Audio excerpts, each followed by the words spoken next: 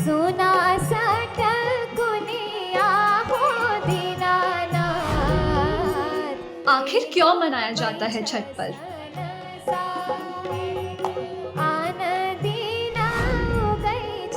लोक आस्था के महापर्व का क्या है महत्व? आहे भोर लोक आस्था का महापर्व पूरे देश में मनाया जाता है। यह पर्व हर वर्ष कार्तिक माह के शुक्ल पक्ष की चतुर्थी तिथि से सप्तमी तिथि तक मनाया जाता है। छठ पूजा के दिन सूर्य देवता और छठ मैया की पूजा विधि विधान से की जाती है।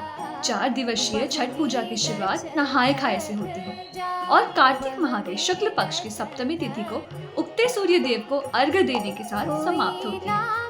आइए जानते हैं कि कैसे मनाई जाती है छठ पूजा। नहाय खाए। इस दिन घर की साफ सफाई करके छठ व्रती स्नान कर पवित्र तरीके से शाकाहारी भोजन ग्रहण कर छठ व्रत की शुरुआत करते हैं। व्रत के लिए मिट्टी के चूल्हे पर आम की लकड़ी से भोजन पकाया जाता है। भोजन में चावल, मूंग और चने की दाल और लौकी की सब्जी बनाई जाती है। पूजा के बाद भोजन ग्रहण किया जाता है। व्रती दिन में एक बार भोजन ग्रहण करती है। नहाय खाए के दिन रात्रि में भोजन नहीं किया जाता है। खरना। छठ पूजा के दूसरे दिन खरना मनाया जाता है। इस दिन छठ व्रती दिन भर उपवास करने के बाद शाम को भोजन करते हैं। खरना का प्रसाद चावल को गन्ने के रस में बनाकर या चावल को दूध में बनाकर और चावल का पिट्ठा और चुपड़ी रोटी बनाई जाती है। शाम के समय पूजा पाठ करने के बाद पहले छठ व्रती यह प्रसाद खाते हैं। उसके बाद घर के सभी सदस्य प्रसाद ग्रहण करते हैं। खरना पूजा के बाद लगातार 36 घंटे का निर्जला व्रत उपवास प्रारंभ होता है। इसके अगले दिन यानी कार्तिक माह के शुक्ल पक्ष की षष्ठी तिथि को डूबते सूर्य देव को अर्घ्य दिया जाता है। इसके लिए छठ घाट पवित्र नदी और सरोवरों में तैयार किया जाता है। व्रती के स्वजन छठ घाट तैयार करते हैं।